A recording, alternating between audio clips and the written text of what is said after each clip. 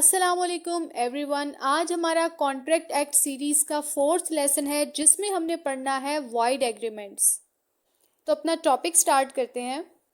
इसमें वो कहता है कि वॉइड का जो लिटरल मीनिंग है वो है नॉट बाइंडिंग इन लॉ, कि हम लॉ से इनको इन्फोर्स नहीं करवा सकते, लॉ में इसकी कोई वैल्यू नहीं है, लॉ की नज़र में ऐसे एग्रीमेंट्स एग्जिस्ट ही नहीं करते, कि ये पार्टीज के दरमियान कोई लीगल रिलेशनशिप नहीं क्रिएट कर सकते और वाइड एब एनिशो हैं। वाइड एब एनिशो का मतलब होता है कि इनिशियली ही वाइड है और इनिशियली ही हम इनको इन्फोर्स नहीं करवा सकते।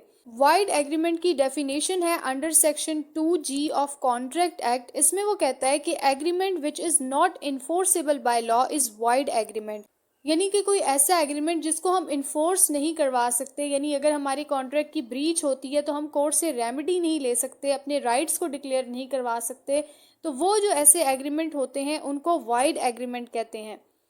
अब हम देखते हैं कि what are the reasons for void contract, कि वाइड कॉन्ट्रैक्ट का रीजन क्या है, हम ऐसे कॉन्ट्रैक्ट को वाइड क्यों कहते हैं।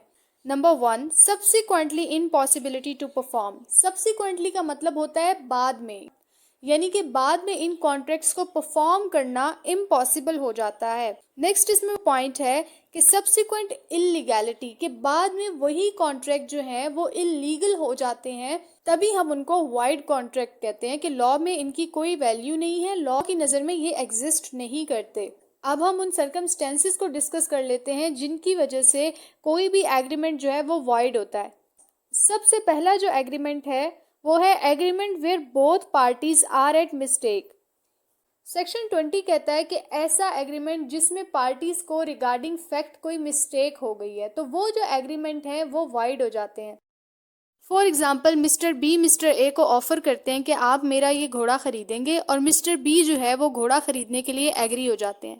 अब क्या होता है, प्राइस डिसाइड हो जाती है, कंसिडरेशन डिसाइड हो जाती है, और उस एग्रीमेंट को परफॉर्म करने का टाइम आ जाता है।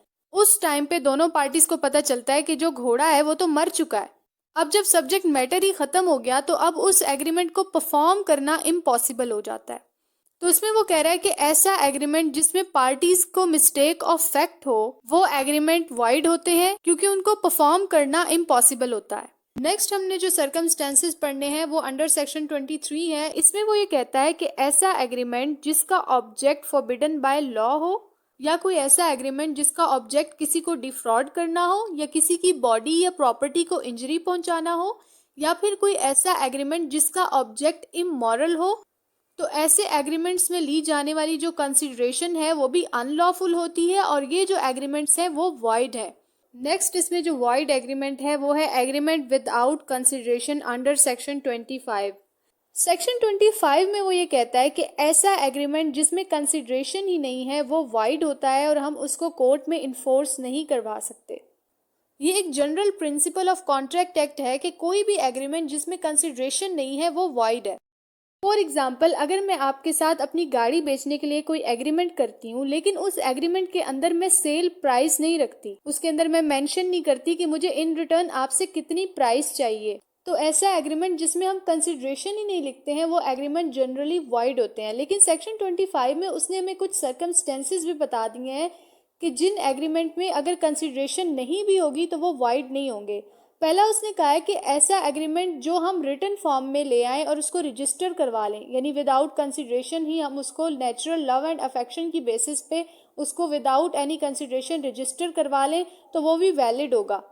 सेकंड, वो ये कहता है कि ऐसा एग्रीमेंट जो पास वॉलंटरी सर्विसेज से रिलेटेड हो या फिर एक्नॉलेजमेंट ऑफ डेथ से रिलेटेड हो, तो ये एग्रीमेंट भी विदाउट कंसिडरेशन वॉइड नहीं होंगे।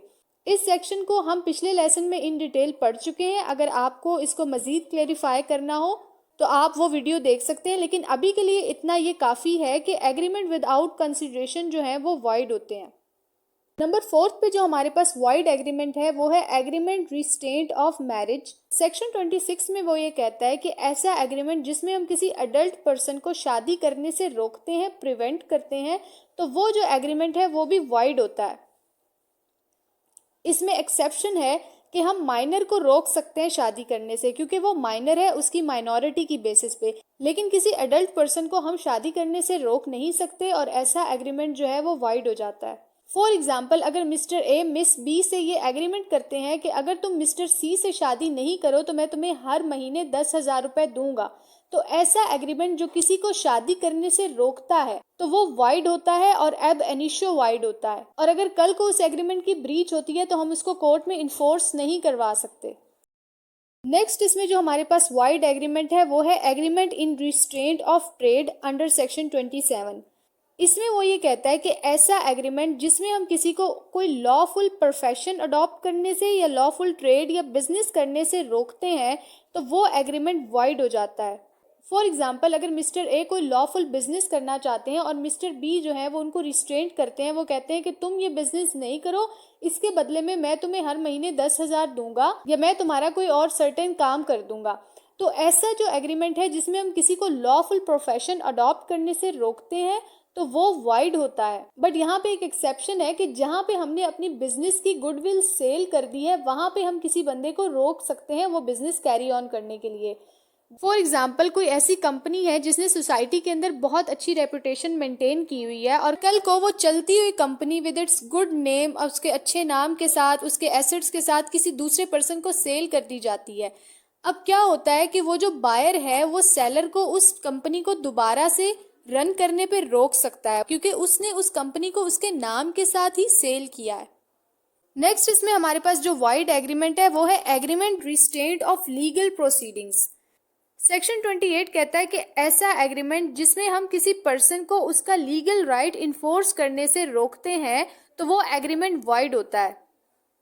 फॉर एग्जाम्पल, अगर मिस्टर ए मिस्टर बी को कहते हैं कि तुम मेरे खिलाफ कोर्ट में प्रोसीडिंग्स इनिशिएट नहीं करो या कोर्ट में ना जाओ, उसके बदले में मैं तुम्हें कोई सर्टेन सम दे देता हूँ, कोई पैसे दे देता हूँ, तो ये जो एग्रीमेंट है ये वाइड है क्योंकि मिस्टर बी के पास पूरा राइट है कि वो कोर्ट में जाके अपने राइट को इन्फोर्स करवा सकता है। बट इसमें हमारे पास एक एक्सेप्शन है under section 30 of arbitration act. इसमें वो ये कहता है कि अगर पार्टीज के दरमियान कोई एग्रीमेंट होता है और उस एग्रीमेंट की टर्म्स में वो ये लिख देते हैं कि कल को अगर हमारे इस एग्रीमेंट की ब्रीच होगी तो हम सिविल कोर्ट में जाने के बजाय आर्बिट्रेशन में अपना मैटर लेके जाएंगे, आर्बिट्रेशन के थ्रू अपना मैटर रिजॉल्व करवाएंगे, और बाद में उन पार्टीज के दरमियान इशू अराइज हो जाता है तो उनमें से कोई पार्टी अगर सिविल कोर्ट में जाती है तो वहां पे हम सिविल कोर्ट में लीगल प्रोसीडिंग इनिशिएट करने से उस पार्टी को रोक सकते हैं क्योंकि हम टर्म्स एंड कंडीशन में पहले ही लिख चुके हैं कि अगर कोई इशू होगा तो हम आर्बिट्रेशन के थ्रू अपना मैटर रिजॉल्व करवाएंगे। तो वहां पे जो पार्टीज ने कोर्ट में प्रोसीडिंग्स इनिशिएट की होंगी उनको हम under section 34 of arbitration act stay करवा सकते हैं।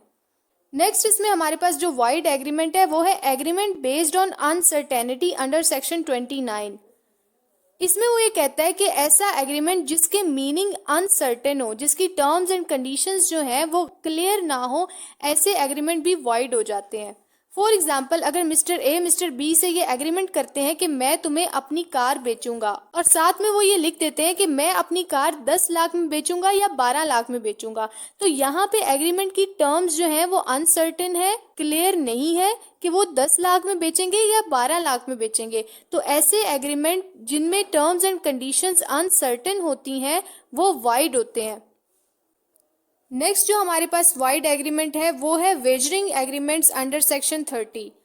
ऐसे एग्रीमेंट जिसमें हम कोई शर्त लगा लेते हैं, बेट लगा लेते हैं किसी सर्टेन काम के होने या ना होने पे, तो वो एग्रीमेंट वाइड होते हैं। फॉर एग्जाम्पल, अगर मिस्टर ए मिस्टर बी के साथ ये बेट लगा लेते हैं कि अगर मंडे को बारिश होगी तो मैं तुम्हें 2,000 रुपए दूंगा और अगर मंडे को बारिश नहीं हुई तो तुम मुझे 2,000 रुपए दोगे, तो बारिश होना एक ऐसा इवेंट है जो हमारे कंट्रोल में नहीं है। तो इसमें वो ये कहता है कि जहां पे हमने अनसर्टेन काम पे कोई बेट लगा ली है, शर्त लगा ली है, तो ऐसे एग्रीमेंट वाइड होंगे। अब कल को अगर बारिश हो जाती है और मिस्टर बी जो है मिस्टर ए को 2,000 रुपए नहीं देते तो मिस्टर ए कोर्ट में नहीं जा सकते उस एग्रीमेंट को इन्फोर्स करवाने के लिए क्योंकि वो एक वेजरिंग एग्रीमेंट है और लॉ की नजर में वो वाइड एब एनिशियो है।